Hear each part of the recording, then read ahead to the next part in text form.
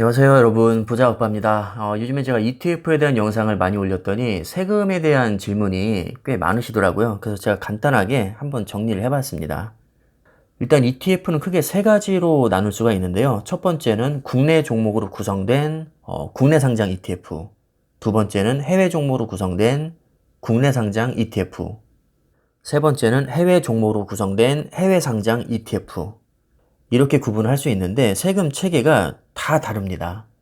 그래서 이게 좀 헷갈릴 수 있는데, 일단 국내 종목으로 구성된 국내 상장된 ETF부터 보시면 매매 차익에 대한 세금은 없습니다. 개별 종목도 사실 마찬가지잖아요. 대주주 요건에 걸리지 않는 이상 매매 차익에 대한 세금은 없습니다.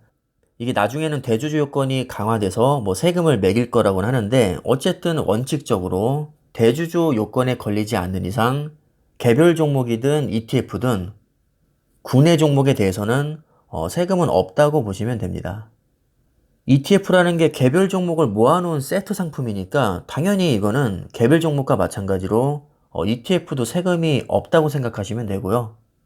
대표적으로 국내 종목으로 구성된 ETF를 보면 뭐 코덱스 200이라든가 타이거 탑10, 코덱스 2차전지 산업, 이런 것들은 다 국내 종목으로 구성이 된 거거든요.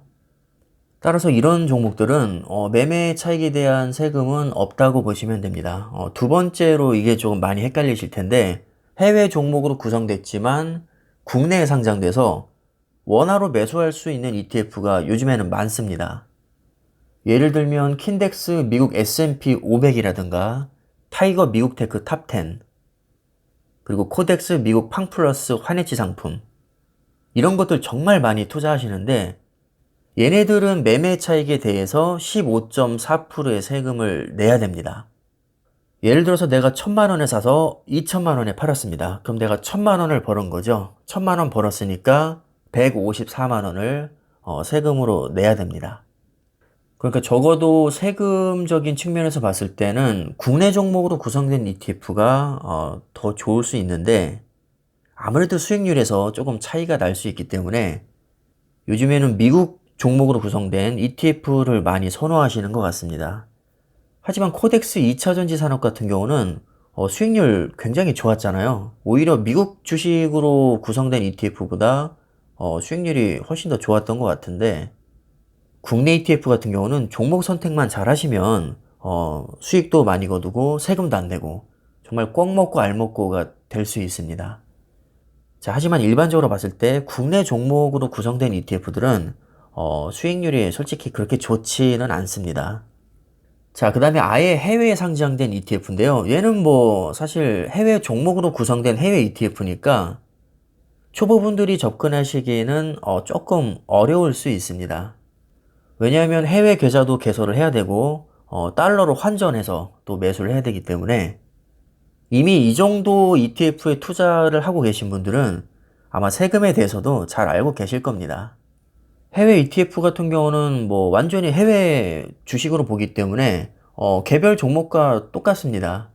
손익을 합산해서 내가 순수하게 수익을 본 금액에 대해서 250만 원을 빼고 그 나머지 금액에 대해서 22%의 세금을 매깁니다.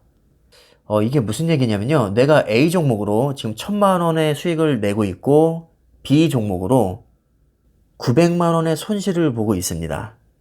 자, 그렇다면 나는 실제로 100만 원을 지금 벌고 있는 거죠. 하나에서는 1,000만 원 벌고 하나에서는 900만 원이 까였으니까요. 근데 기본적으로 250만 원까지는 공제를 해주니까 내가 100만 원 벌었으면 세금은 안 내도 됩니다. 만약에 A 종목에서 1,000만 원 벌었고 B 종목에서도 1,000만 원 벌었습니다. 그럼 실제로 벌은 게 2,000만 원이죠. 근데 250만 원까지는 공제를 해주니까 2,000만 원에서 250을 빼면 1,750이죠. 1,750만 원에 대해서 22%의 세금을 내시면 됩니다.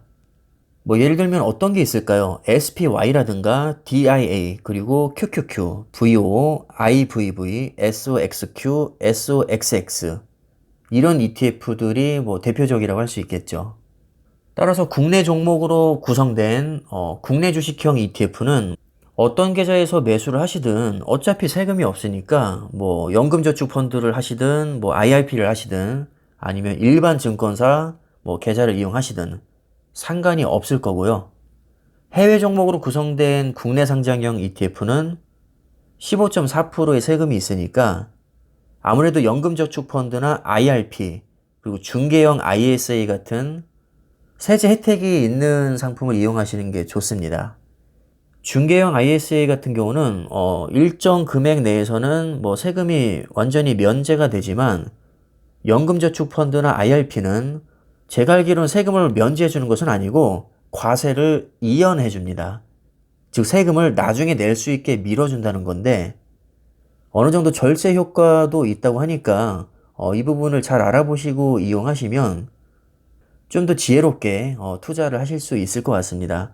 근데 세금 체계가 워낙에 자주 바뀌어서 사실 저도 좀 헷갈립니다.